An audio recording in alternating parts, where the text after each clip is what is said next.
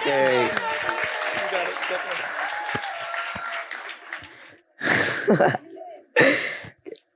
If plastic were money, none of it will be left lying on the ground or in our oceans. Just imagine it.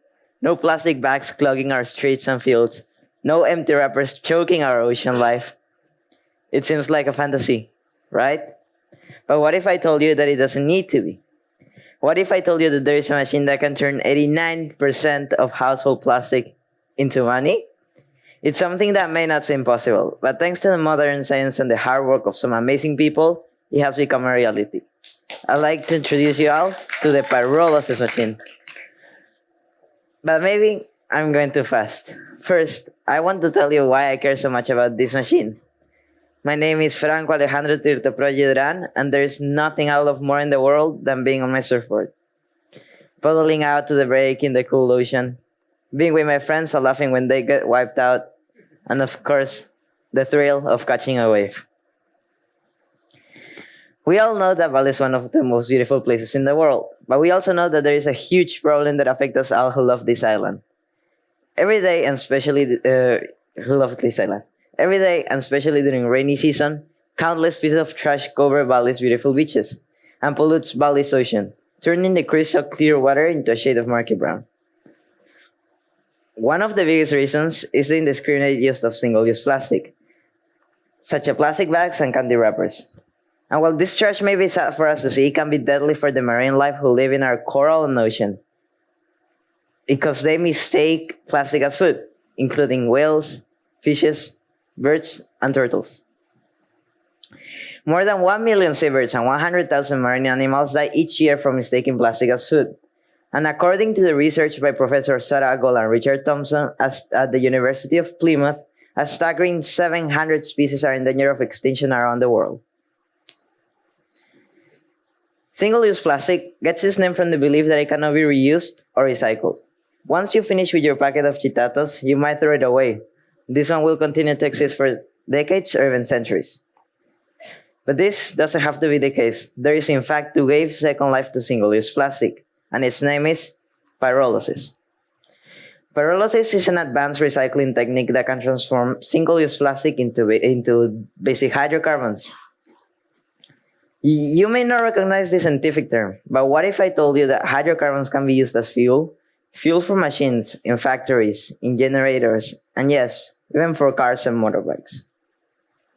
Imagine a world where instead of paying money at the per station for petrol, you can use recycled old plastic bags to power your vehicles. It's not quite the same as turning plastic into money, but it's pretty close. A pyrolysis machine, like the one we see here, not only reduces pollution, it also generates incomes, jobs, and does not waste our natural resources. You may be asking, why isn't there a pyrolysis machine in every village in Lombok? Well, the good news is that people are in Bali. Well, the good news is that people are working on it. There is also a machine in Lombok which is run by Geotrash Management, and it's being used to show the potential of this technology. I was fortunate enough to go on a trip to Lombok and see this machine for my quest. I didn't know what to expect, and the first thing I did was accidentally arrive to the office instead of the factory. Luckily, Mimi, Lee, and Katrina person were there to greet me and started showing me about the distillation machine. How this amazing machine can turn single-use plastic into diesel. This machine is the one that does the last part of the procedure, which is distillation. And it has 5 phases. Phase 1 is 100 degrees to 150 degrees of heat. Phase 2 is 150 degrees to 200 degrees, and it creates a type of oil for motorbikes. Phase 3 is 200 degrees and 250 degrees. Phase 4 and 5, 250 degrees to 300 degrees. After this, the diesel is created.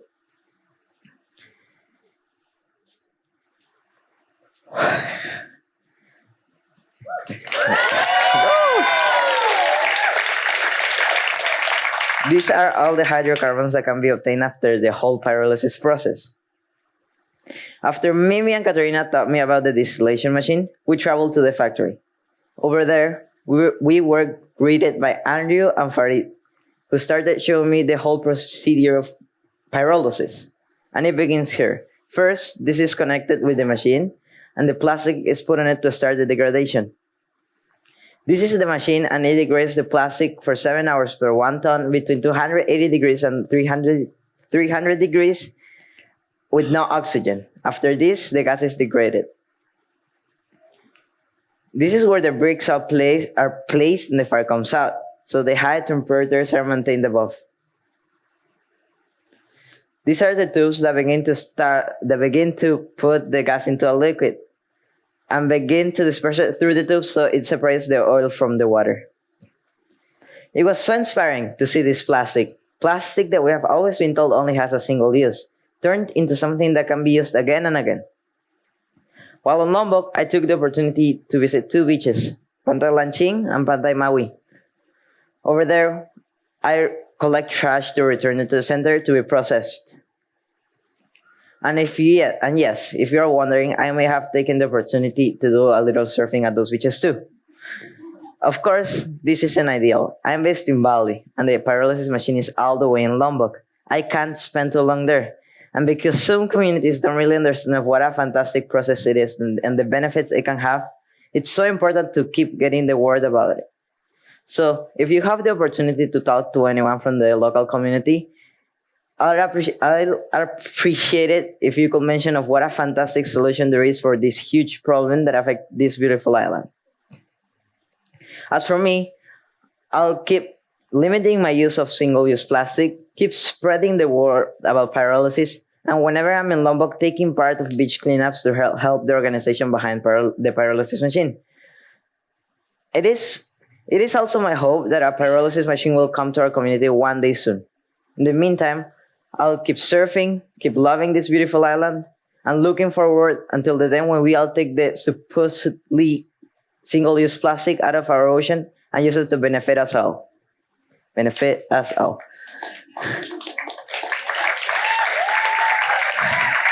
Big, big thank you to my teachers, Ibu Angie, Pack Driver, Pack Dan, Ibu Lara, Pack Dave, Geo Trash Management, and of course, my parents and friends. Also to the people that came to see our quest.